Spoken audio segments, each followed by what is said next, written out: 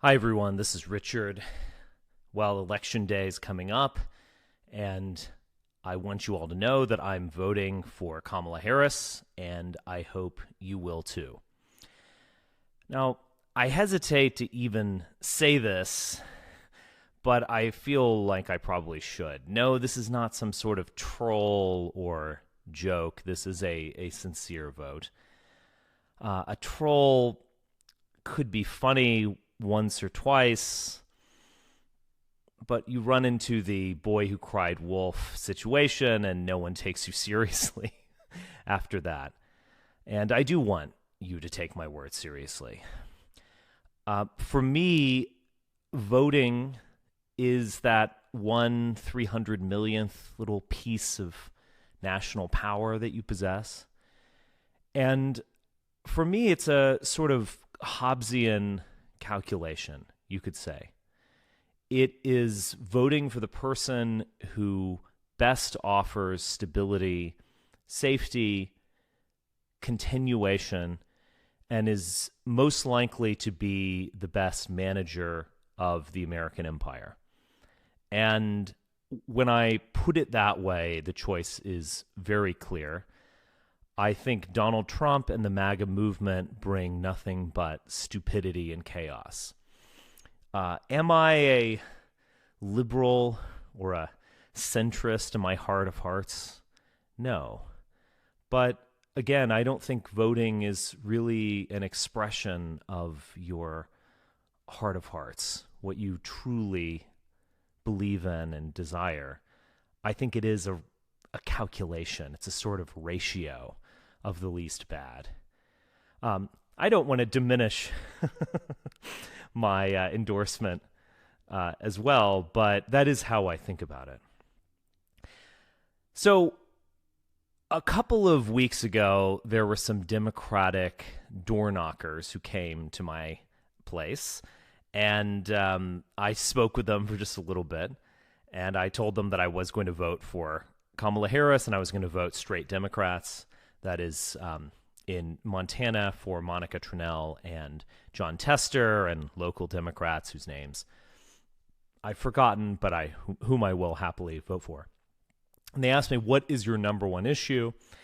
And I said my number one issue is not to abandon Ukraine, to keep the faith in that effort, and to support Ukraine in its war against Russia.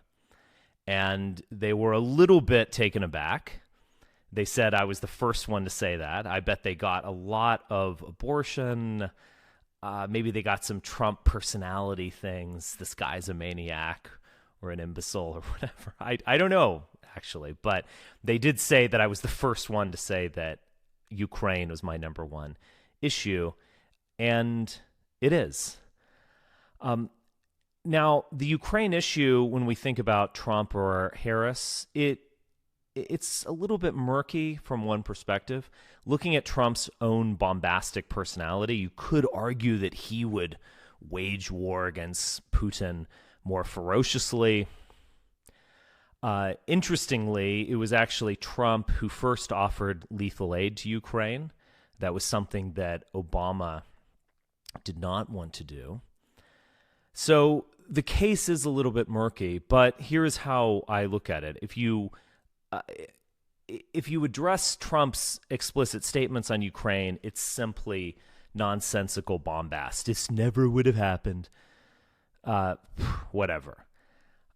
If you address the people surrounding him, the people really enthusiastic about his campaign, I'm thinking of Elon Musk, David Sachs, J.D. Vance.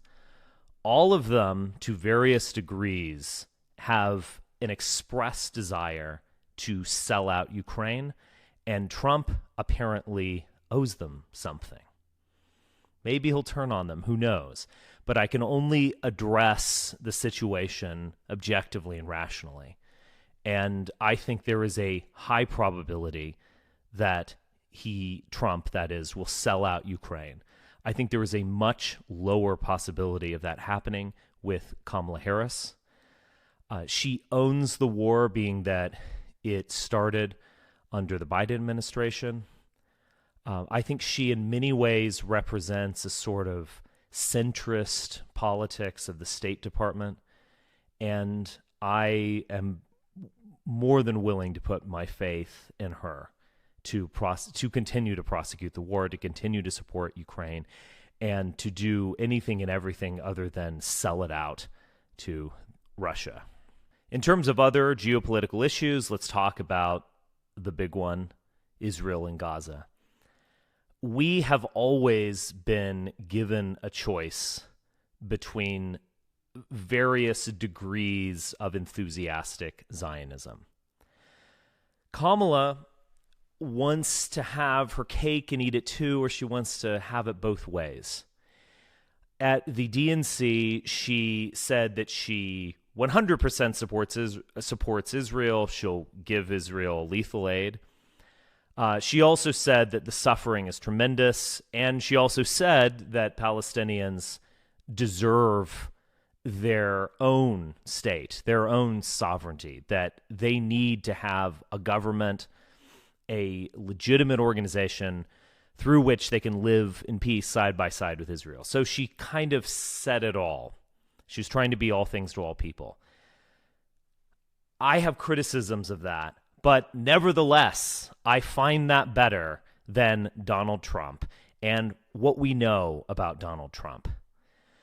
Donald Trump has said some things like, well, he should get the war over with quickly or something like that. That almost seems like an instigation for Bibi to bomb children harder and harder. The notion that Trump is an anti-war candidate, I think, is ridiculous. And if there is a regional conflict between Israel and Iran, Trump seems much more likely to not only support Israel in this, but take part in it, start bombing Iranian nuclear facilities, as he said. I don't find this very good.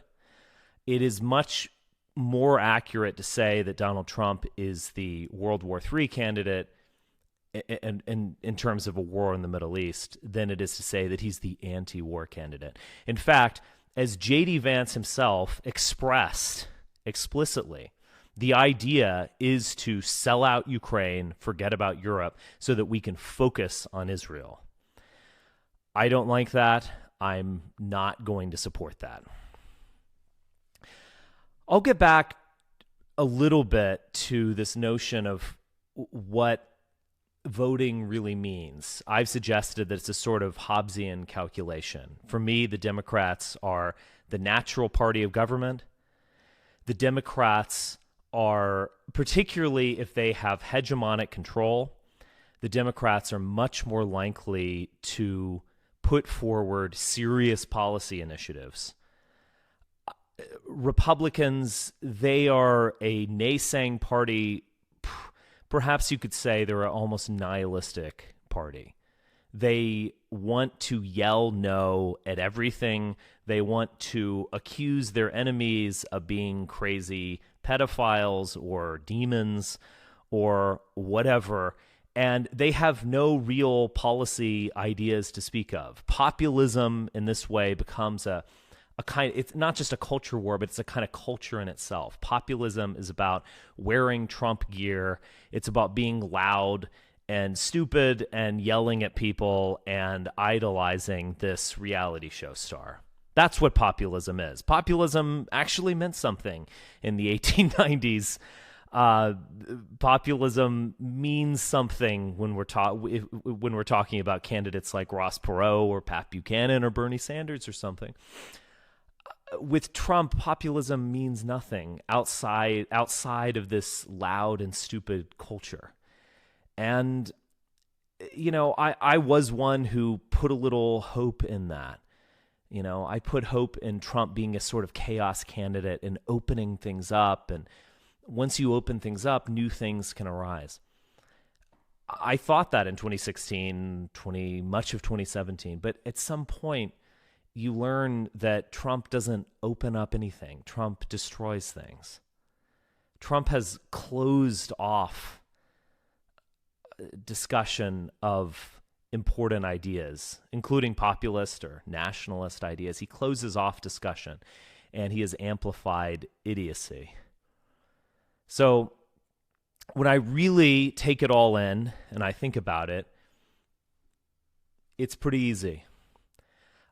Is Kamala Harris my favorite candidate? Is she my ideal candidate? No. She's someone who I think, for better and for worse, goes with the flow. You know, there are many Kamala Harrises out there. There is the Kamala Harris who was pretty woke, you know, to be fair, when she ran for president in 2019 and 2020. There's also the Kamala Harris that I see now who understands where the party is, understands where the public is, and is, in effect, a center-right candidate. If you take her DNC speech and you look at the text of it, that could have been lifted, without changing a single word, that could have been lifted from a 2004 Republican convention speech. That's where she is.